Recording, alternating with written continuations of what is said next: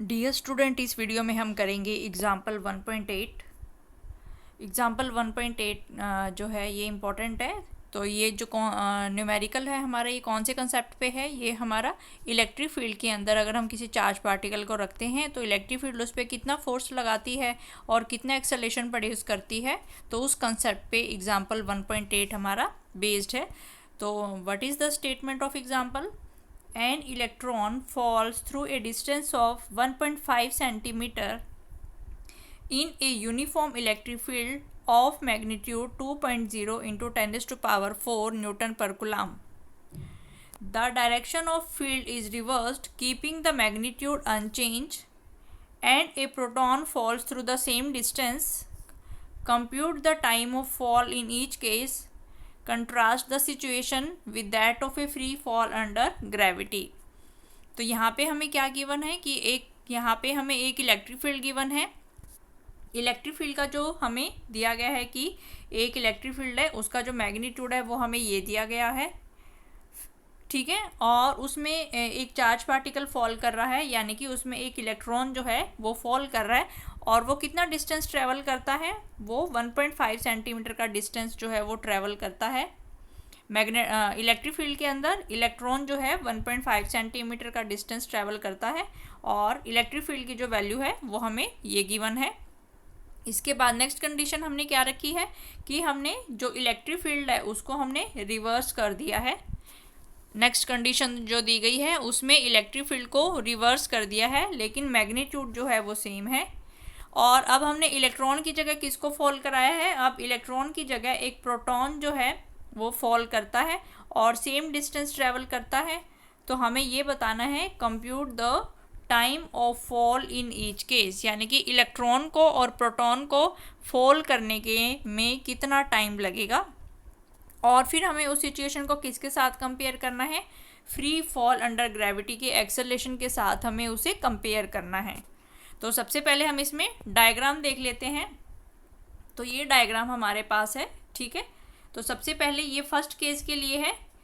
ये electric field बनाने के लिए ये हमारा नोटेशन होता है, ठीक है। ऐसे दो प्लेट्स बनाते हैं। तो यहाँ पे इलेक्ट्रिक फील्ड को दिखाने के लिए एक प्लेट जो है वो हमारी पॉजिटिव होती है और दूसरी प्लेट जो है वो हमारी नेगेटिव होती है। और इलेक्ट्रिक फील्ड की जो डायरेक्शन है हमेशा पॉजिटिव से नेगेटिव की तरफ होती है। Direction of electric field is always from positive to negative, ठीक है। तो फर्स्ट केस में ये हमारे पास डायरेक्शन ऑफ इलेक्ट्रिक फील्ड है, हमेशा इलेक्ट्रिक फील्ड की जो डायरेक्शन है वो पॉजिटिव से नेगेटिव की तरफ होगी। तो ये डायरेक्ट नोटेशन हमने इलेक्ट्रिक फील्ड का बता दिया, ठीक है। अब इसमें हमने किसको फॉल कराया है? एक इलेक्ट्रॉन को फॉल कराया है इस वाले इलेक्ट्रिक फील्ड के अंदर। यहाँ पे हमने एक इलेक्ट्रॉन को फॉल कराया है और हमें पता है कि इलेक्ट्रॉन पे कैसा चार्ज होता है? नेगेटिव चार्ज होता है। तो इलेक्ट्रॉन जो है कहाँ पे जाने की कोशिश करेगा? तो ये जो इलेक्ट्रिक फील्ड है ये इलेक्ट्रॉन पे नीचे की तरफ फोर्स लगाएगी, ठीक है। और ये इलेक्ट्रिक फील्ड के द्वारा लगाए गए फोर्स से ये इलेक्ट्रॉन जो है ये हमारा नीचे की तरफ एक फोर्स को एक्सपीरियंस करेगा, यानी कि इलेक्ट्रिक फील्ड इस पर फोर्स लगाती है। और हमें पता है कि इलेक्ट्रिक फील्ड कितना फोर्स लगाती है? F = Q × E। Electric field के अंदर अगर हम किसी चार्ज पार्टिकल को रखें तो इलेक्ट्रिक फील्ड उस पर फोर्स लगाती है और उस फोर्स की वैल्यू होती है F = Q × E। और क्योंकि यहाँ पे इलेक्ट्रॉन है हमारा तो F हमारा किसके बराबर हो जाएगा? F = E × E। तो ये हो जाएगा हमारा, ठीक है। तो यहाँ तक आपको समझ में आ गया होगा। तो इस कंडीशन में हमें क्या दिया गया है कि यहाँ पे हमें एक इलेक्ट्रिक फील्ड दी गई है और इलेक्ट्रिक फील्ड की डायरेक्शन जो है हमेशा, यानी कि नीचे वाली प्लेट अगर पॉजिटिव चार्ज है, ऊपर वाली प्लेट अगर नेगेटिव चार्ज है, तो हमेशा इलेक्ट्रिक फील्ड की जो डायरेक्शन है वो ऊपर से पॉजिटिव से नेगेटिव की तरफ होती है। तो अगर यहाँ पे हमने एक इलेक्ट्रॉन यहाँ पे एंटर करता है इलेक्ट्रिक फील्ड के अंदर, इलेक्ट्रॉन के पास नेगेटिव चार्ज है, तो ये इलेक्ट्रिक फील्ड उसको, यानी कि ये जो पॉजिटिव प्लेट है ये इलेक्ट्रॉन को अपनी तरफ अट्रैक्ट करेगी, यानी कि उस पर जो फोर्स लगाएगी वो नीचे की तरफ होगा, डाउनवर्ड डायरेक्शन में, ठीक है। तो अब हमें बताना है कि कितना यहाँ पे हमें बताना है, क्या कैलकुलेट करना है हमें। हमसे इस क्वेश्चन में पूछा गया है कि इतना डिस्टेंस कवर करने में इलेक्ट्रॉन को कितना टाइम लगेगा, यानी कि इस इलेक्ट्रिक फील्ड का जो डिस्टेंस वो हमें गिवन है, इस इलेक्ट्रिक फील्ड में वो कितना डिस्टेंस ट्रेवल कर रहा है, इलेक्ट्रॉन कितना डिस्टेंस ट्रेवल कर रहा है, 1.5 सेंटीमीटर का जो डिस्टेंस है इलेक्ट्रॉन इस रीजन में कवर कर रहा है, यानी कि यहाँ से लेके यहाँ तक का जो डिस्टेंस है it is equal to 1.5 centimetre. Electric field की वैल्यू हमें पता है, ठीक है, और फोर्स का फॉर्मूला हमें पता है कि इलेक्ट्रिक फील्ड कितना फोर्स लगाएगी, तो ये हमें पता है F is equal to e into e, इतना फोर्स लगाएगी, ठीक है। और फिर हम इससे क्या निकाल लेंगे, इससे हम फिर एक्सेलरेशन निकाल लेंगे, ठीक है, इससे फिर हम क्या निकाल लेंगे, एक्सेलरेशन निकाल लेंगे, क्योंकि हमें पता है कि फोर्स किसके बराबर होता है, m इंटू ए के बराबर होता है, ठीक है। तो यहाँ से हम इसका एक्सेलरेशन निकालेंगे, तो एक्सेलरेशन हमारा किसके बराबर हो जाएगा, F अपॉन m के बराबर, यानी कि force experienced by electron due to electric field, electric field की वजह से इलेक्ट्रॉन पे जितना फोर्स लग रहा है divide by mass of electron को अगर हम डिवाइड कर देंगे तो हमें उसके एक्सेलरेशन की वैल्यू मिल जाएगी, ठीक है। और फिर एक्सेलरेशन निकालने के बाद फिर हमें किसकी वैल्यू निकालनी है, हमें टाइम की वैल्यू निकालनी है। तो टाइम की वैल्यू निकालने के लिए फिर हम कौन सा फॉर्मूला यूज़ करेंगे, S is equal to u t plus half a t square, ठीक है। तो इस इलेक्ट्रिक फील्ड को क्रॉस करने में जो जिसका डिस्टेंस है 1.5 सेंटीमीटर, इतना डिस्टेंस कवर करने में इलेक्ट्रॉन को कितना टाइम लगा, तो वो हम इस फॉर्मूले से निकाल लेंगे, ठीक है। तो ये एक्सेलरेशन हम निकाल लेंगे, टाइम की वैल्यू को कैलकुलेट करना है, और हम फिर इसको देखते हैं कि कैसे जो है इसका सॉल्यूशन होगा। तो सबसे पहले यही हमें दिया गया है कि जो हमारी फील्ड है वो अपवर्ड डायरेक्शन में है, और यहाँ पे यही दिया गया है कि जो हमारा नेगेटिवली चार्ज्ड इलेक्ट्रॉन है वो डाउनवर्ड डायरेक्शन में एक फोर्स को महसूस करेगा, एक्सपीरियंस करेगा, और उस फोर्स की वैल्यू होती है Q इंटू ई, क्योंकि Q की वैल्यू जो है इलेक्ट्रॉन के चार्ज के बराबर है, तो ये हो जाएगा हमारे E इंटू ई, इलेक्ट्रॉन के चार्ज के बराबर हो जाएगा। और E जो है that is the magnitude of electric field है, इलेक्ट्रिक फील्ड का मैग्नीट्यूड है ये। अब इसके बाद फोर्स निकालने के बाद फिर हमें क्या निकालना है, एक्सेलरेशन निकालना है। तो हमें पता है न्यूटन सेकंड लॉ से एक्सेलरेशन की वैल्यू किसके बराबर होती है, F is equal to m into a, acceleration जो हो जाएगा F is equal to m into a, यानी कि acceleration is equal to F upon m। अब क्योंकि हम ये इलेक्ट्रॉन के लिए निकाल रहे हैं तो सबस्क्रिप्ट में हम यहाँ पे क्या लिख लें, E लिख लें, तो ये भी हो जाएगा FE, और ये भी क्या हो जाएगा ME, ठीक है। अब FE की वैल्यू हमने अभी अभी निकाली है, force experienced by electron due to electric field, ये किसके बराबर हो जाएगा, E into e divide by mass of electron m into e. तो ये हो गया हमारा कि इलेक्ट्रॉन का कितना एक्सेलरेशन इसमें प्रोड्यूस होगा, ठीक है। E जो है इलेक्ट्रॉन का चार्ज है, कैपिटल E जो है इलेक्ट्रिक फील्ड का मैग्नीट्यूड है, और ME जो है मास ऑफ इलेक्ट्रॉन है। तो ये सारी वैल्यूज़ हमें गिवन है, तो ये सारी वैल्यूज़ हम पुट कर लेंगे, ठीक है। तो यहाँ से फिर हमें दिया गया है ये, इसके बाद फिर हमें टाइम की वैल्यू निकालनी है। टाइम की वैल्यू निकालने के लिए तो हम इसमें कौन सा फॉर्मूला लगाएंगे, टाइम हमें निकालना है कि इलेक्ट्रिक फील्ड को क्रॉस करने में, यानी कि ये जो हमारे पास जो इलेक्ट्रिक फील्ड है इस रीजन को क्रॉस करने में इलेक्ट्रॉन कितना टाइम लगाएगा। तो इसमें हम सेकंड इक्वेशन ऑफ मोशन लगा लेते हैं।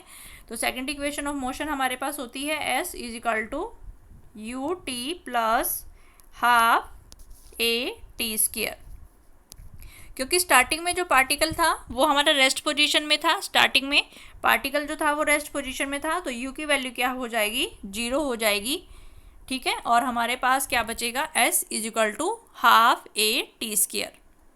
तो इसको हम ऐसे लिख लेंगे, S is equal to u की वैल्यू 0 हो गई, तो ये हो जाएगा हाफ ए टी स्क्वेयर। तो T की वैल्यू हमें टाइम निकालना है, तो T की वैल्यू किसके बराबर हो जाएगी, T will be equal to 2S upon a under root.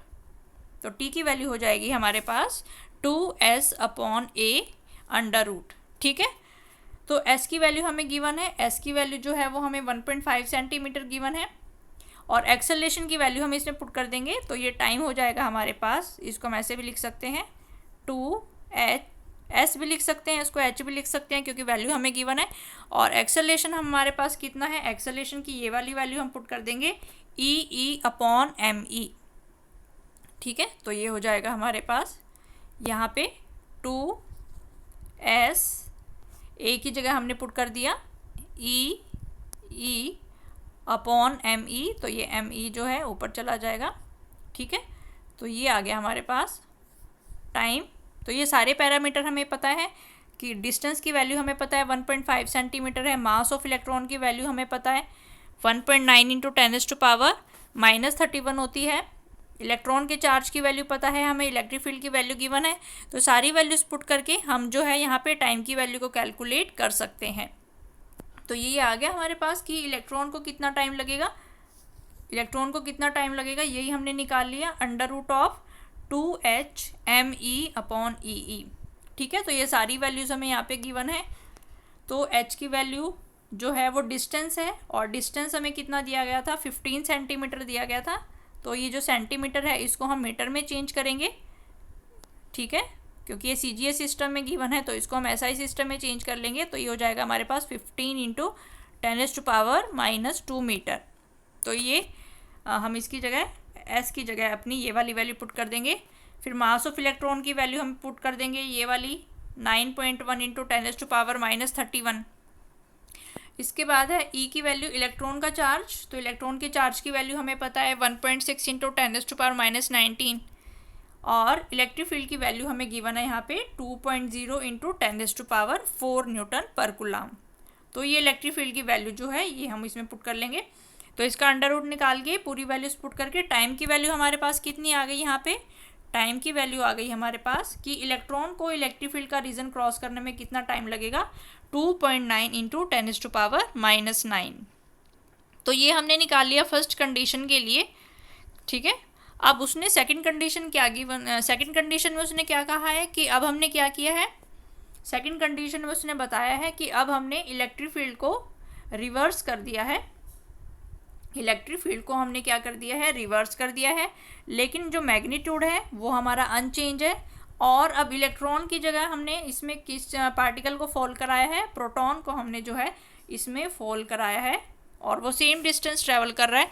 तो हमें सेम वही चीज़ निकालनी है कि अब प्रोटॉन को कितना टाइम लगेगा इलेक्ट्रिक फील्ड के रीजन को क्रॉस करने के लिए। ठीक है, तो यहाँ पे डायग्राम में हम देखेंगे कि पहले जो थी हमारी पॉजिटिव प्लेट जो थी वो नीचे की तरफ थी, पॉजिटिव प्लेट जो है ये नीचे की तरफ है, और नेगेटिव प्लेट जो है वो ऊपर की तरफ है। लेकिन सेकंड केस में हमें डायरेक्शन को रिवर्स करना है, तो ये सिंबल हमारे रिवर्स हो जाएंगे, यानी कि जो पॉजिटिव नीचे था अब उस पॉजिटिव को हम ऊपर ले लेंगे क्योंकि डायरेक्शन को हमें रिवर्स करना है, और ये नेगेटिव ऊपर था अब हमें इसको कहाँ लेना है, नीचे लेना है। ठीक है, तो डायरेक्शन हमेशा कहाँ होती है, पॉजिटिव से नेगेटिव की तरफ।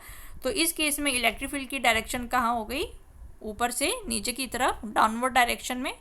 तो this is the direction of electric field always from positive plate to negative plate, या always from positive charge to negative charge.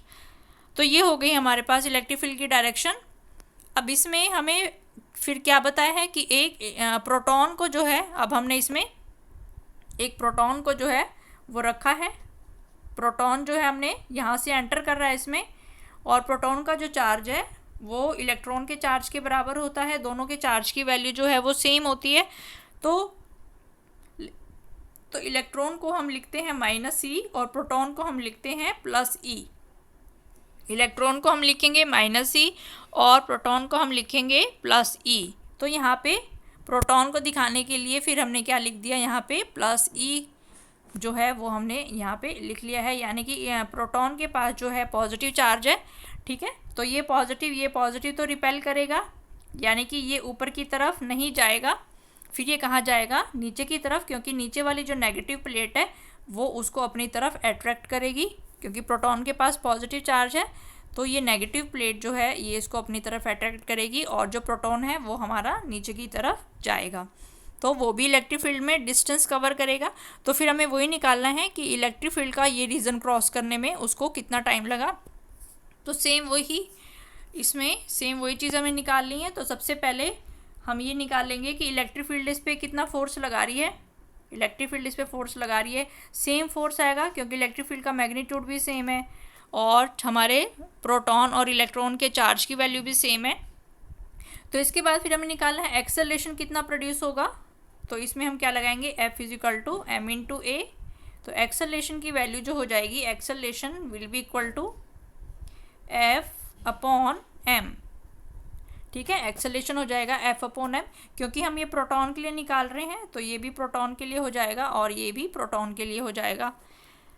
ठीक है, तो इस Fp की जगह हम क्या पुट कर देंगे फिर, तो यहाँ से एक्सेलरेशन की वैल्यू है, एक्सेलरेशन की वैल्यू जो है हम सारी वैल्यूज़ को निकाल सकते हैं।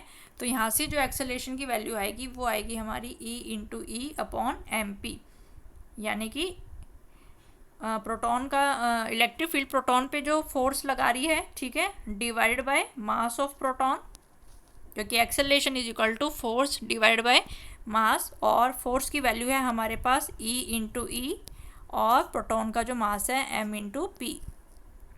ठीक है, तो यहाँ पे फिर हमने निकाल लिया सेम।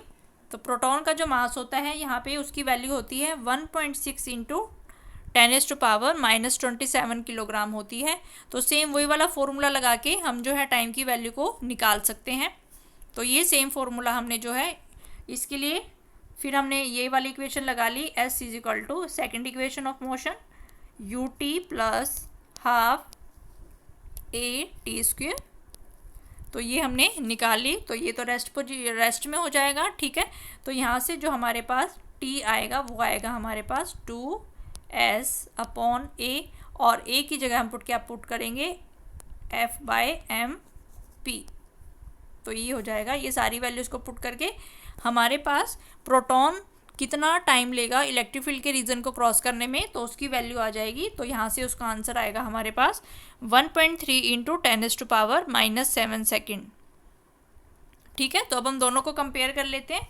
तो यहाँ पे हमने प्रोटॉन के लिए निकाला है। प्रोटॉन के लिए हमारे पास इसकी वैल्यू जो प्रोटॉन के लिए जो हमारे पास टाइम की वैल्यू आई है, सॉरी इलेक्ट्रॉन के लिए जो हमारे पास टाइम की वैल्यू आई है वो है 10⁻⁻9 सेकेंड अप्रोक्सीमेटली। अगर हम देखें 10⁻⁻9 सेकेंड, और प्रोटॉन के लिए आई है अप्रोक्सीमेटली 10⁻⁻7 सेकेंड।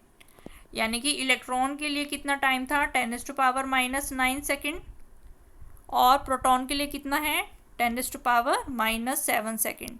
तो दोनों में से हैवियर पार्टिकल कौन सा है, दोनों में से हैवियर पार्टिकल जो है वो प्रोटॉन है। प्रोटॉन का मास जो है वो ज़्यादा होता है, तो इसका मतलब ये इलेक्ट्रिक फील्ड के रीजन को क्रॉस करने में ज़्यादा टाइम ले रहा है, क्योंकि ये वाला जो टाइम है ये वाला टाइम जो है ये ज़्यादा है। इसका मतलब प्रोटॉन जो है वो ज़्यादा टाइम ले रहा है इलेक्ट्रिक फील्ड के रीजन को क्रॉस करने के लिए। क्यों? क्योंकि उसका मास जो होता है वो ज़्यादा होता है। प्रोटॉन का मास जो है वो इलेक्ट्रॉन के मास से ज़्यादा होता है। तो यही हमें इसमें बताना था। ठीक है, तो इसमें फिर ये बताया गया है हमें यहाँ पे हैवियर पार्टिकल जो है, जो कि प्रोटॉन है, that will take a greater time to fall through the same distance, यानी कि सेम डिस्टेंस को ट्रैवल करने के लिए प्रोटॉन ज़्यादा टाइम लेगा, क्योंकि उसका जो मास है वो ज़्यादा होता है।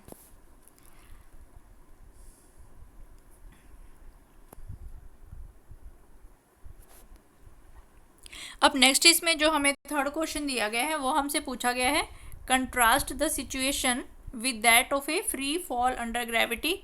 हमें पता है कि फ्री फॉल अंडर ग्रेविटी में जो हमारी अर्थ है, ठीक है, वो ग्रेविटी की वजह से कितना एक्सेलरेशन हमारा प्रोड्यूस होता है, 9.8 मीटर पर सेकेंड स्क्वायर। इतना फ्री फॉल में इतना एक्सेलरेशन जो है वो प्रोड्यूस होता है। तो हमें फिर ये देखना है कि इसके साथ हमें इस वाले एक्सेलरेशन के साथ जो है हमें इलेक्ट्रॉन और प्रोटॉन के एक्सेलरेशन को कंपेयर करना है। तो हम किसी भी एक का अगर एक्सेलरेशन निकाल लें, मान लो अगर हम यहाँ पे प्रोटॉन का एक्सेलरेशन निकाल लें, तो हमें पता है कि एक्सेलरेशन की वैल्यू किसके बराबर होती है, फोर्स अपॉन मास। तो फोर्स कितना है उसका, प्रोटॉन पे जो फोर्स लग रहा है और प्रोटॉन का जो मास है, तो हमें पता है प्रोटॉन पे कितना फोर्स लग रहा है, E/E, और प्रोटॉन का मास है mp। ठीक है, तो E जो है प्रोटॉन का चार्ज हो गया, जिसकी वैल्यू होती है 1.6 × 10⁻⁻19। इसके बाद फिर इलेक्ट्रिक फील्ड की जो वैल्यू है वो हमें ये गिवन है 2 × 10⁴ न्यूटन पर कूलम, और मास ऑफ प्रोटॉन जो होता है 1.6 × 10⁻⁻27।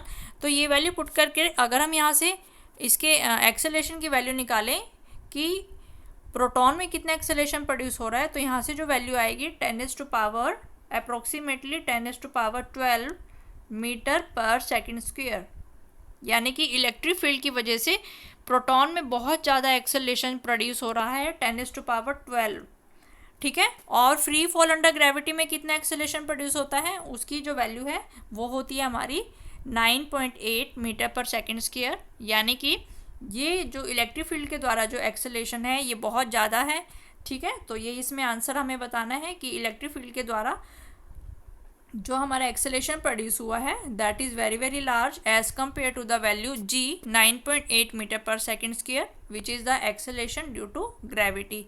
तो इस केस में हम ग्रेविटी को क्या कर सकते हैं, इग्नोर कर सकते हैं इन दिस एग्जाम्पल। तो ये डियर स्टूडेंट ये किया है हमने अभी इसमें एग्जाम्पल नंबर 1.8। नेक्स्ट इसमें हम करेंगे एग्जाम्पल 1.9। एग्जाम्पल 1.9, ठीक है। तो एग्जाम्पल 1.9 हम करेंगे इसमें, तो ये भी इम्पोर्टेंट है हमारा एग्जाम्पल 1.9। तो इस टाइप के जो क्वेश्चन हैं ये हमारे इसमें एग्ज़ाम्स में आते हैं। तो इसमें इसकी पढ़ लेते हैं, हम स्टेटमेंट पढ़ लेते हैं। क्या स्टेटमेंट हमें गिवन है यहाँ पे, टू चार्जेस हैं हमारे पास Q1 and Q2 of magnitude 10⁻⁻8 coulomb and -10⁻⁻8 coulomb, यानी कि एक जो चार्ज है वो पॉजिटिव है और एक चार्ज जो है वो हमारे पास नेगेटिव है। उनको हमने कहाँ रखा हुआ है, they are respectively are placed at 0.1 metre apart. उनको हमने कितने डिस्टेंस पे रखा है, दोनों के बीच का जो डिस्टेंस है they are separated by a distance of 0.1 metre. तो calculate the electric field at points A, B and C। तो A, B और C पॉइंट्स पे हमें इन दोनों चार्ज की वजह से कितना इलेक्ट्रिक फील्ड होगा वो हमें कैलकुलेट करना है। तो सबसे पहले हम इसमें डायग्राम में देख लेते हैं। डायग्राम हमें जो है इस तरीके का गिवन है। तो A और B हमें 2 चार्ज गिवन है यहाँ पे, ठीक है। तो यहाँ पे जो है हमारा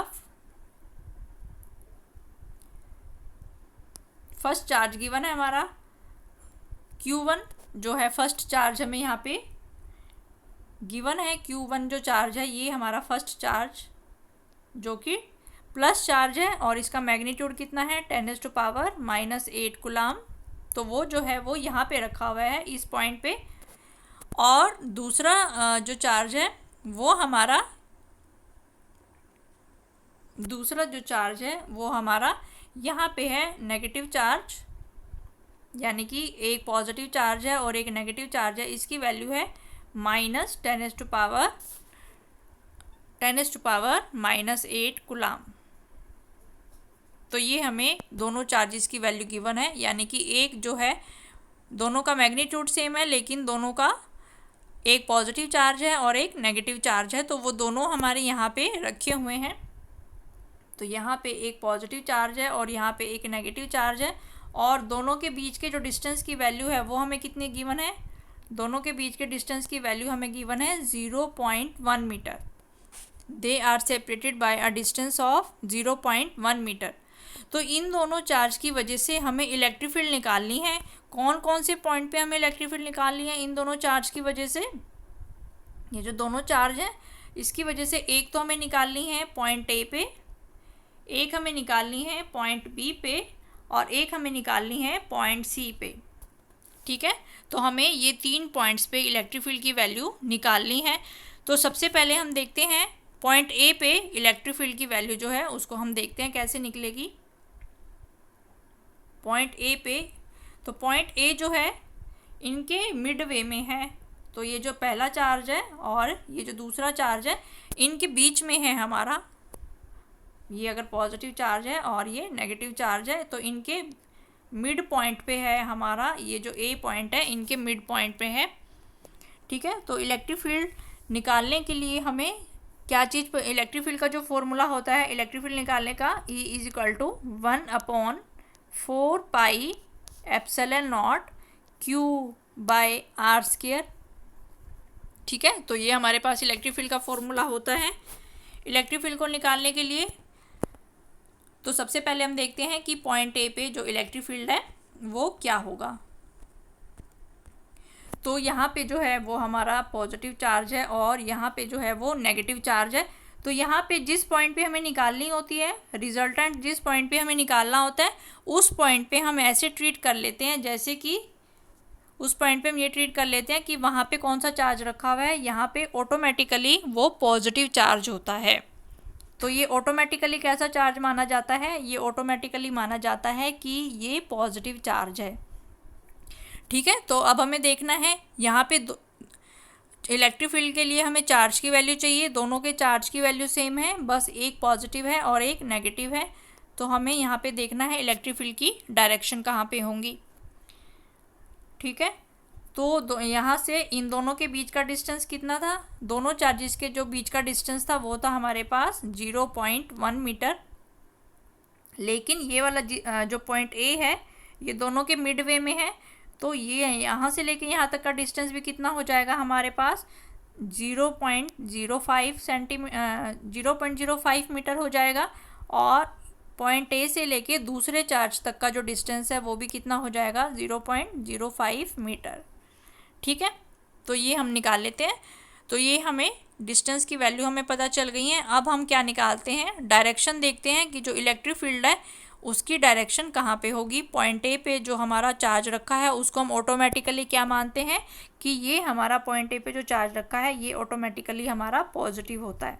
इसको मानते हैं कि ए पे जो है ये हमारा पॉजिटिव है। तो जब इसकी वजह से जो इस पे इलेक्ट्रिक फील्ड लगेगी, ठीक है, तो ये भी पॉजिटिव है और ये भी पॉजिटिव है, तो ये क्या करेंगे, एक दूसरे को रिपेल करेंगे। ठीक है, तो यहाँ से जो इलेक्ट्रिक फील्ड की डायरेक्शन होगी वो हमारी होगी ऐसे। ठीक है, यानी कि पॉजिटिव चार्ज की वजह से ये जो इलेक्ट्रिक फील्ड होगी ये होगी हमारी ऐसे। ठीक है, यानी कि ये हमारी किस पे लग रही है, ये हमारी लग रही है ए पे लग रही है और फर्स्ट चार्ज की वजह से।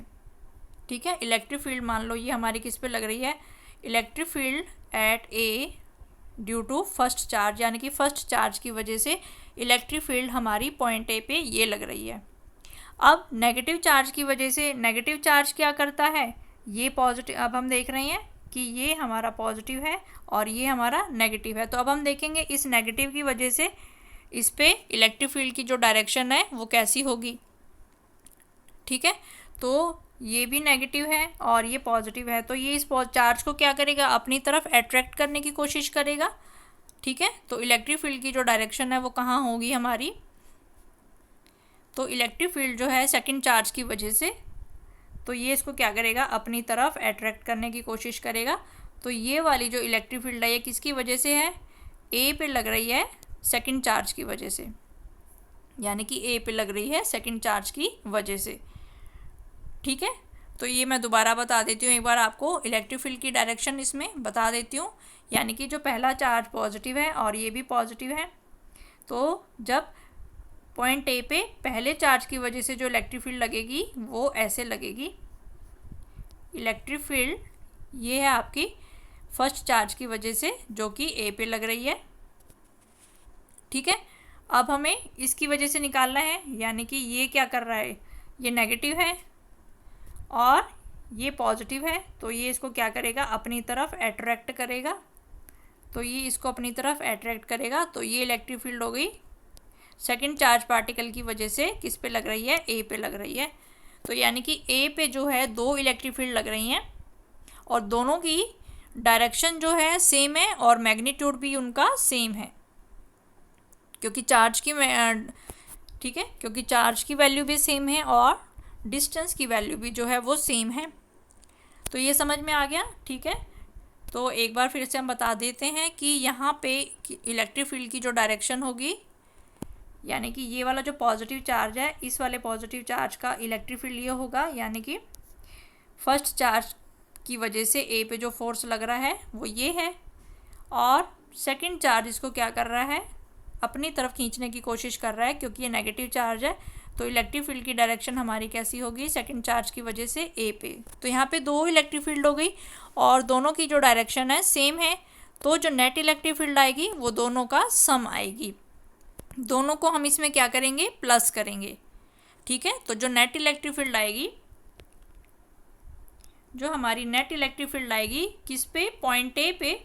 पॉइंट ए पे जो हमारी नेट इलेक्ट्रिक फील्ड आएगी, तो इस पर हमने देखा कि यहाँ पे दो इलेक्ट्रिक फील्ड है, यानी कि ए पे Q1 की वजह से भी लग रही है इस डायरेक्शन में और Q2 की वजह से भी लग रही है इस डायरेक्शन में। तो यहाँ पे दो इलेक्ट्रिक फील्ड हैं, दोनों जो है सेम डायरेक्शन में है, तो रिजल्टेंट इलेक्ट्रिक फील्ड दोनों की प्लस हो जाएगी। यानी कि फर्स्ट चार्ज की वजह से ए पे जो फील्ड लग रही है और सेकंड चार्ज की वजह से ए पे जो फील्ड लग रही है, उन दोनों को हम क्या कर देंगे, प्लस कर देंगे। तो निकाल लेते हैं फिर हम यहाँ पे। तो इलेक्ट्रिक फील्ड जो फर्स्ट चार्ज पे लग रही है ए की वजह से, उसका फॉर्मूला होता है हमारे पास 1/4 पाई एप्सिलॉन नॉट। चार्ज की वैल्यू कितनी है, 10⁻⁻8 अपॉन डिस्टेंस का स्क्वायर। तो यहाँ से लेके यहाँ तक का डिस्टेंस कितना है, 0.05, यानी कि चार्ज से जिस पॉइंट पे हम इलेक्ट्रिक फील्ड निकालना चाहते हैं वहाँ तक का डिस्टेंस है 0.05। तो यहाँ पे आ जाएगा हमारे पास 0.05 स्क्वायर। तो हम इसको कैलकुलेट कर लेंगे। सिमिलरली सेकंड चार्ज की वजह से पॉइंट ए पे जो इलेक्ट्रिक फील्ड आएगी वो भी क्या आएगी, उसके लिए भी हम सेम फॉर्मूला लगाएंगे। तो सेकंड चार्ज की वजह से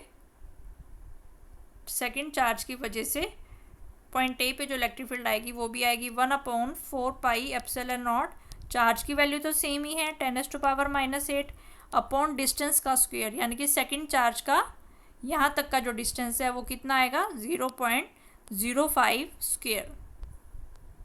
तो हम देख रहे हैं कि ये दोनों क्या है, हम देख रहे हैं कि ये दोनों सेम है, यानी कि इसका मैग्नीट्यूड और इसका मैग्नीट्यूड जो है वो सेम है। क्यों सेम है, क्योंकि चार्ज का मैग्नीट्यूड सेम है और चार्ज का और जिस पॉइंट पे हमें इलेक्ट्रिक फील्ड निकालनी है पॉइंट ए का, उनका डिस्टेंस दोनों का 0.05 है। तो इलेक्ट्रिक फील्ड की वैल्यू हमने निकाल ली और इन दोनों को टोटल करके हमारे पास नेट इलेक्ट्रिक फील्ड आ जाएगी कि ए पे कितनी इलेक्ट्रिक फील्ड होगी। तो वो हम यहाँ पे निकाल लिया हमने यहाँ पे। ठीक है, तो हमने निकाल लिया कि यहाँ पे पॉइंट ए पे, ठीक है, कि पॉइंट ए पे यहाँ पे जो हमारे पास पॉइंट ए था, यहाँ पे दो इलेक्ट्रिक फील्ड लग रही है, एक जो है वो भी इस डायरेक्शन में लग रही है पॉजिटिव चार्ज की वजह से, और दूसरी जो है वो भी इस डायरेक्शन में लग रही है नेगेटिव चार्ज की वजह से, क्योंकि ये पॉजिटिव चार्ज इस पॉइंट ए पे रखे हुए पॉजिटिव चार्ज को क्या करेगा, बाहर की तरफ रिपेल करेगा, और यहाँ पे जो हमने नेगेटिव चार्ज रखा हुआ है वो इस पॉजिटिव चार्ज को क्या करेगा, अपनी तरफ अट्रैक्ट करने की कोशिश करेगा। तो दोनों इलेक्ट्रिक फील्ड जो हैं वो सेम डायरेक्शन में है। तो ये इसमें दिया गया फिर आपको, दोनों इलेक्ट्रिक फील्ड जो हैं वो सेम डायरेक्शन में है। ठीक है, और यानी कि Q1 की वजह से जो हमारी इलेक्ट्रिक फील्ड है वो राइट डायरेक्शन में है, तो उसका हमने बता दिया कि फर्स्ट पॉइंट की वजह से जो इलेक्ट्रिक फील्ड होगी वो इतनी होगी। ठीक है, और इसकी वजह से जो मैग्नीट्यूड आ गया, इसकी सारी वैल्यू सॉल्व करके 3.6 × 10⁴ न्यूटन पर कूलम, ये हमने निकाल ली फर्स्ट चार्ज की वजह से। अब सेकंड चार्ज की वजह से भी हमारी इस डायरेक्शन में है, तो उसकी वैल्यू भी सेम है। ठीक है, तो उसकी वैल्यू भी हमारी सेम है। तो जो नेट आएगी, पॉइंट ए पे दो इलेक्ट्रिक फील्ड लग रही हैं, दोनों सेम डायरेक्शन में है, तो नेट में हम क्या करेंगे, दोनों को ऐड कर देंगे। तो यहाँ पे फिर हमने कि पॉइंट ए पे जो हमारी नेट इलेक्ट्रिक फील्ड होगी वो दोनों का सम होगी। तो 3.6 × 10⁴ प्लस 3.6 × 10⁴, ये हमारे पास आ गया 7.2 × 10⁴ न्यूटन पर कूलम। ठीक है, यानी कि ए पे हमारे पास दो इलेक्ट्रिक फील्ड है, पॉजिटिव चार्ज की वजह से ऐसे और नेगेटिव चार्ज की वजह से ऐसे।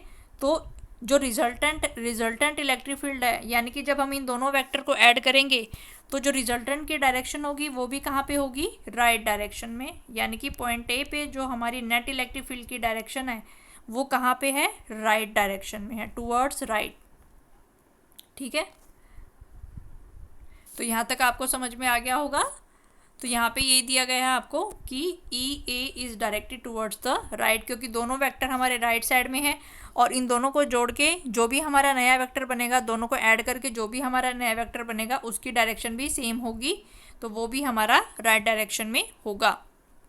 अब हमें किस पे निकालनी है, पॉइंट बी पे निकालनी है। और पॉइंट बी जो है वो हमें यहाँ पे गिवन है, पॉइंट बी की जो वैल्यू है वो हमें यहाँ पे गिवन है, ठीक है।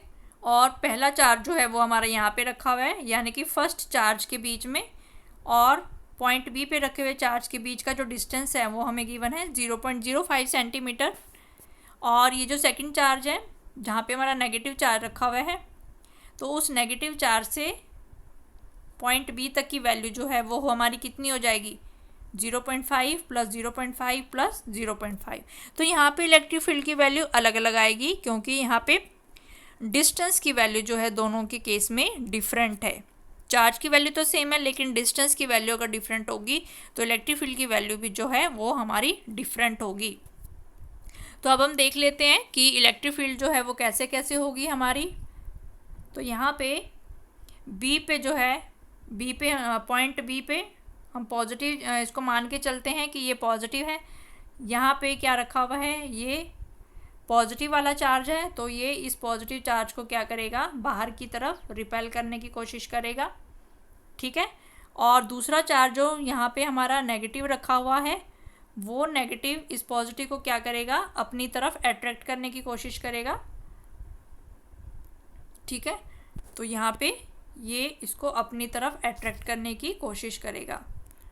तो पॉइंट बी पे हमारी जो दो इलेक्ट्रिक फील्ड हैं, दोनों की डायरेक्शन जो है वो डिफरेंट डायरेक्शन में है, एक लेफ्ट साइड है और एक राइट साइड है, ठीक है। तो इसमें डायरेक्शन में एक बार फिर बता देती हूँ आपको कि पॉइंट बी पे, यहाँ पे पॉइंट बी पे जो चार्ज है वो उसको पॉजिटिव मान के चलते हैं, और यहाँ पे जो पहला पॉजिटिव चार्ज है वो इसको क्या करेगा, इस वाले को रिपेल करने की कोशिश करेगा। तो ये इलेक्ट्रिक फील्ड जो है इसको रिपेल करने की कोशिश करेगी बाहर की तरफ। तो इसकी वजह से जो हमारी इलेक्ट्रिक फील्ड होगी वो ये होगी, यानी कि फर्स्ट चार्ज की वजह से बी पॉइंट पे रखे हुए चार्ज के ऊपर कितना इलेक्ट्रिक फील्ड है, तो उसकी डायरेक्शन जो होगी ये होगी। अब जो दूसरा चार्ज है वो हमारा नेगेटिव चार्ज है, वो यहाँ पे रखा हुआ है। तो ये नेगेटिव चार्ज जो है इसको इलेक्ट्रिक फील्ड को पॉइंट बी पे रखे हुए, पॉइंट बी पे रखा हुआ चार्ज क्या है, यहाँ पे पॉइंट बी पे जो रखा हुआ है वो हमारा पॉजिटिव चार्ज है। तो ये नेगेटिव चार्ज उसको क्या करेगा, अपनी तरफ अट्रैक्ट करने की कोशिश करेगा। तो ये होगी हमारी इलेक्ट्रिक फील्ड की डायरेक्शन। ये कौन से चार्ज की वजह से हो गई, ये हमारी सेकंड चार्ज की वजह से हो गई, और पॉइंट बी पे रखे हुए चार्ज के ऊपर कितना इलेक्ट्रिक फील्ड लग रहा है। तो यहाँ पे हमारे दो इलेक्ट्रिक फील्ड लग रहे हैं, दोनों ही हमारे अपोजिट डायरेक्शन में है, ठीक है। तो यहाँ पे पॉजिटिव चार्ज जो है पॉइंट बी पे रखे हुए चार्ज को ये बाहर की तरफ रिपेल करेगा, और ये जो नेगेटिव चार्ज है ये पॉइंट बी पे रखे हुए चार्ज को अपनी तरफ अट्रैक्ट करने की कोशिश करेगा। तो दोनों इलेक्ट्रिक फील्ड जो हैं वो हमारे अपोजिट डायरेक्शन में है। तो अपोजिट डायरेक्शन के जब भी वेक्टर होते हैं उनको ऐड करने के लिए हमें क्या करना पड़ता है, उनको माइनस करना पड़ता है, ठीक है। तो सेम डायरेक्शन के जो वेक्टर होते हैं, सेम डायरेक्शन के जो वेक्टर होते हैं, जैसे पिछले केस में हमने किया, दोनों की इलेक्ट्रिक फील्ड सेम डायरेक्शन में थी, तो नेट निकालने के लिए, रिजल्टेंट निकालने के लिए हमने इनको क्या किया था, ऐड किया था। लेकिन अब पॉइंट बी पे एक इलेक्ट्रिक फील्ड जो है वो हमारी सेकंड चार्ज की वजह से इस डायरेक्शन में है, और फर्स्ट चार्ज की वजह से इस डायरेक्शन में है। पॉइंट बी पे रखे हुए चार्ज के ऊपर लगने वाली इलेक्ट्रिक फील्ड जो है ये दो डायरेक्शन में हमारी पॉइंट कर रही है। तो दोनों इलेक्ट्रिक फील्ड की डायरेक्शन अपोजिट है। तो रिजल्टेंट निकालने के लिए हम इसको क्या करेंगे, इसका डिफरेंस, यानी कि इनको हम माइनस करेंगे, इनका हम डिफरेंस निकालेंगे, ठीक है। तो इनका हम डिफरेंस निकालेंगे। तो इलेक्ट्रिक फील्ड का, ठीक है, तो यहाँ से लेके यहाँ तक का, पहले हमें यहाँ से लेके यहाँ तक की निकालनी है। तो इसके लिए फॉर्मूला हो जाएगा 1/4 पाई एप्सिलॉन नॉट, क्यू कितना है हमारा 10⁻⁻8, और अपॉन डिस्टेंस यानी कि पॉइंट बी का और फर्स्ट चार्ज का डिस्टेंस कितना है 0.05 स्क्वायर, ठीक है। तो ये हमारी फर्स्ट चार्ज की वजह से इलेक्ट्रिक फील्ड हो गई। ऐसे ही अब हमें किसके लिए निकालनी है, सेकंड चार्ज की वजह से जो इलेक्ट्रिक फील्ड होगी, तो सेकंड चार्ज की वजह से जो इलेक्ट्रिक फील्ड हो जाएगी हमारी 1/4πε0। सेकंड चार्ज का मैग्नीट्यूड भी कितना है 10⁻⁻8 और अपॉन डिस्टेंस का स्क्वायर। तो सेकंड चार्ज का पॉइंट बी से जो डिस्टेंस है वो है हमारा 0.5 प्लस 0.5 प्लस 0.5। तो ये सारा डिस्टेंस हमारा ऐड हो जाएगा, तो ये हो जाएगा हमारा 0.15। तो यहाँ पे डिनोमिनेटर में आएगा हमारे पास 0.15 का स्क्वायर। तो ये दोनों इलेक्ट्रिक फील्ड का हमने मैग्नीट्यूड निकाल लिया है। अब रिजल्टेंट निकालने के लिए हम दोनों को क्या करेंगे, माइनस करेंगे यहाँ पे। तो ये हमने निकाल लिया। पॉइंट बी पे फर्स्ट चार्ज की वजह से, पॉइंट बी पे जो फर्स्ट पॉजिटिव चार्ज है उसकी वजह से जो इलेक्ट्रिक फील्ड की वैल्यू आएगी, नीचे हमने जो डिस्टेंस था 0.5 का स्क्वायर किया था, तो इसको सोल्व करके आ गया हमारे पास 3.6 × 10⁻⁴। ठीक है, और हमने देखा था कि ये पॉजिटिव है और पॉइंट बी पे रखा हुआ चार्ज भी है जो है हम उसको पॉजिटिव मानेंगे। तो इसकी इलेक्ट्रिक फील्ड की जो डायरेक्शन है वो कहाँ पे होगी, लेफ़्ट साइड की तरफ। यानी कि ये जो इलेक्ट्रिक फील्ड है इसकी डायरेक्शन कहाँ है, लेफ़्ट साइड की तरफ। सिमिलरली जब हमने नेगेटिव चार्ज, जो कि हमारा सेकंड चार्ज है, जो कि हमारा नेगेटिव चार्ज है, उसकी वजह से हमने यहाँ पे इलेक्ट्रिक फील्ड की वैल्यू निकाली है। ठीक है, तो यहाँ पे डिस्टेंस हमारा कितना हो जाएगा 0.15 का स्क्वायर, और इसको सोल्व करके वैल्यू आएगी हमारी 4 × 10⁻3, क्योंकि पॉइंट बी पे जो है वो पॉजिटिव चार्ज माना जाता है और यहाँ पे नेगेटिव चार्ज है। तो इसकी वजह से जो इलेक्ट्रिक फील्ड होगी वो हमारी राइट साइड में होगी। तो इलेक्ट्रिक फील्ड जो है वो हमारी राइट साइड में है, तो एक जो है वो लेफ़्ट साइड में है, एक जो है वो लेफ़्ट साइड में है और एक जो है वो हमारी राइट साइड में है। तो रिजल्टेंट निकालने के लिए हम दोनों को माइनस करेंगे। तो जो नेट इलेक्ट्रिक फील्ड होगी, तो इसमें फिर हम ये देखेंगे कि अगर यहाँ पे हमने देखा कि पॉइंट बी पे फर्स्ट चार्ज की वजह से जो इलेक्ट्रिक फील्ड है वो लेफ़्ट साइड में है और सेकंड चार्ज की वजह से जो इलेक्ट्रिक फील्ड है वो राइट साइड में है। तो अब हमें ये देखना है कि जब हम दोनों को माइनस करेंगे तो बड़े वेक्टर में से छोटे वेक्टर को हमें माइनस करना पड़ेगा। तो हमें ये देखना पड़ेगा कि कौन सी इलेक्ट्रिक फील्ड जो है वो छोटी है। यानी कि अगर ये हमारी है फर्स्ट चार्ज की वजह से पॉइंट बी पे इलेक्ट्रिक फील्ड और ये है हमारी सेकंड चार्ज की वजह से पॉइंट बी की इलेक्ट्रिक फील्ड, तो हमें ये देखना है कि दोनों में से कौन सा वेक्टर जो है वो बड़ा है। तो हमें ये देखना पड़ेगा कि किसका मैग्नीट्यूड जो है वो ज़्यादा है। तो अगर हम दोनों को कंपेयर करें, इसका जो है इलेक्ट्रिक फील्ड है वो है 3.6 × 10⁻⁴ और ये है 4 × 10⁻3। तो कौन सा वेक्टर बड़ा है, यानी कि कौन से इलेक्ट्रिक फील्ड की वैल्यू बड़ी है। तो जो हमारा ये वाला इलेक्ट्रिक फील्ड है, ये हमारा अगर दोनों को कंपेयर करें तो इस वाले E2b जो है ये ज़्यादा है। यानी कि जो हमारी सेकंड चार्ज पार्टिकल की वजह से इलेक्ट्रिक फील्ड है उसको हम फर्स्ट चार्ज की वजह में से माइनस करेंगे। तो 4 में से हम 3.6 को यहाँ पे माइनस करेंगे। ठीक है, तो यहाँ पे फिर हमारे पास नेट इलेक्ट्रिक फील्ड दोनों को माइनस करने के बाद कितनी आएगी। तो दोनों को माइनस करने में से E1b माइनस E2b, तो दोनों को माइनस करेंगे तो आंसर आएगा हमारे पास 3.2 × 10⁴ न्यूटन पर कूलम। और इसकी जो डायरेक्शन है वो कहाँ पे आएगी, लेफ़्ट की साइड, क्योंकि यहाँ पे हमने 1b में से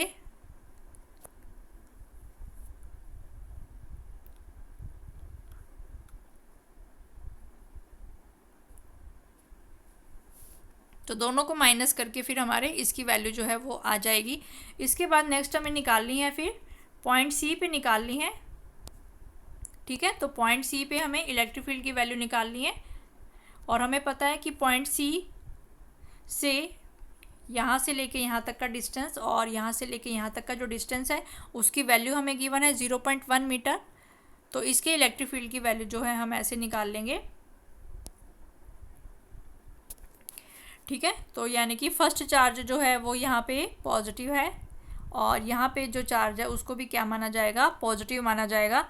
यानी कि दोनों क्या करेंगे, एक दूसरे को रिपेल करेंगे। यानी कि पहली जो है इलेक्ट्रिक फील्ड की डायरेक्शन ये हो गई। अब दूसरा जो चार्ज है वो यहाँ पे रखा हुआ है, यानी कि ये नेगेटिव है, तो ये इस पॉजिटिव को क्या करेगा, अपनी तरफ अट्रैक्ट करने की कोशिश करेगा। तो इसकी जो इलेक्ट्रिक फील्ड होगी वो यहाँ पे होगी। तो यहाँ पे एक फर्स्ट वेक्टर हमारा ये हो गया और सेकंड वेक्टर हमारा ये हो गया। तो जो इसका रिजल्टेंट होगा वो ये होगा हमारा रिजल्टेंट, यानी कि इसको हम क्या कर लेंगे, दो कंपोनेंट्स में डिवाइड कर लेंगे। तो ये वाला जो कंपोनेंट है इसको हम दो कंपोनेंट में डिवाइड कर लेंगे, तो ये वाला हो जाएगा यहाँ पे अगर हम इसको लिखें, इस वाले को अगर हम लिखें E1C, इसको हमने दो कंपोनेंट में डिवाइड कर लिया, तो ये हो जाएगा हमारे पास E1C cos थीटा, और थीटा यहाँ पे हमारा कितना है, cos 60 डिग्री, क्योंकि ये वाला जो एंगल है ये 60 डिग्री है। तो इसको हम अगर करें कंपोनेंट, क्योंकि हमें इसका क्या निकालना है, रिजल्टेंट निकालना है यहाँ पे, तो ये जो रिजल्टेंट है ये हमें फाइंड आउट करना है कि इसका जो रिजल्टेंट है वो क्या होगा। तो जो ये E1C वाला कंपोनेंट है, E1C, इसको हम दो पार्ट्स में डिवाइड कर लेंगे। तो ये इसका हॉरिजॉन्टल कंपोनेंट हो जाएगा E1C cos थीटा, और थीटा जो है वो ये हमारा 60 डिग्री है, और यहाँ पे ये हो जाएगा हमारे पास E1C sin 60। तो ये हो जाएगा हमारे पास E1C sin 60। ऐसे ही ये जो हमारे पास फिर ये दूसरा कंपोनेंट है, ये कौन सा कंपोनेंट है, E2C वाला। ये जो दूसरा कंपोनेंट फिर हमें ये गिवन है, दूसरा कंपोनेंट है ये हमारे पास E2C। तो E2C जो है इसको भी हम दो पार्ट्स में डिवाइड कर लेंगे। तो ये हो जाएगा हमारे पास E2C हॉरिजॉन्टल कंपोनेंट हो जाएगा cos 60 डिग्री, और इसका वर्टिकल कंपोनेंट हो जाएगा E2C sin 60। ठीक है, तो ये E1C और E2C की वैल्यू क्या होगी, बराबर होगी। E1C और E2C की वैल्यू बराबर क्यों होगी, क्योंकि दोनों के जो चार्ज हैं वो बराबर हैं, और डिस्टेंस कितना है दोनों के लिए डिस्टेंस की वैल्यू कितनी है, 0.1 मीटर। तो दोनों के लिए डिस्टेंस की वैल्यू है 0.1 मीटर। तो इसीलिए इस केस में हमारा जो E1C है और जो हमारा E2C है, इन दोनों की वैल्यू क्या हो जाएगी, बराबर हो जाएगी। तो यानी कि यहाँ पे फिर ये वाला कंपोनेंट और ये वाला कंपोनेंट, जो ये वाला कंपोनेंट है vertical component E1C sin theta या sin 60 और E2C sin 60, ये दोनों क्या हो जाएंगे, कैंसिल हो जाएंगे, और ये दोनों जो हैं ये हमारे सेम डायरेक्शन में है, तो ये हमारे ऐड हो जाएंगे। तो हमारा जो नेट रिजल्टेंट इलेक्ट्रिक फील्ड आएगा वो राइट साइड में आएगा, और वो किसके बराबर होगा, 2E1C cos 60 डिग्री। तो ये इसमें दिया गया है फिर लास्ट में आपको। ठीक है, तो यहाँ पे जो हमारा नेट इलेक्ट्रिक फील्ड होगा, क्योंकि यहाँ पे हमारे पास एक इलेक्ट्रिक फील्ड जो है इस डायरेक्शन में आई थी, उसको हमने दो कंपोनेंट्स में डिवाइड कर लिया, और एक इलेक्ट्रिक फील्ड जो है वो हमारी इस डायरेक्शन में आई थी, उसको भी हमने जो है दो कंपोनेंट्स में डिवाइड कर लिया। तो ये जो वर्टिकल कंपोनेंट है ये तो हमारे कैंसिल आउट हो गए। ठीक है, और हमारे पास कौन से बचे, सिर्फ हॉरिजॉन्टल कंपोनेंट। तो एक हॉरिजॉन्टल कंपोनेंट ये और एक हॉरिजॉन्टल कंपोनेंट ये, तो दोनों को ऐड कर लेंगे हम। तो दोनों को ऐड करके हमारी जो नेट इलेक्ट्रिक फील्ड आएगी E1C cos 60 plus E2C cos 60, क्योंकि E1 E2 की वैल्यू जो है वो बराबर है, क्योंकि उनका जो मैग्नीट्यूड है वो है 10⁻⁻⁸, और डिस्टेंस की वैल्यू भी सेम है, तो दोनों की वैल्यू जो है वो सेम आएगी। तो नेट इलेक्ट्रिक फील्ड आएगी वो इस डायरेक्शन में, और यहाँ पे ये कौन सी डायरेक्शन में होगी, राइट साइड में। तो डियर स्टूडेंट, आज के वीडियो में हमने किए हैं, आज हमने इलेक्ट्रिक फील्ड के दो एग्जाम्पल किए हैं। आप दोनों को आप सभी को ये दोनों एग्जाम्पल जो हैं बहुत अच्छे से प्रैक्टिस करने हैं, और अगर आपको कोई डाउट्स है तो आप किसी भी टाइम पूछ सकते हैं। Thank you.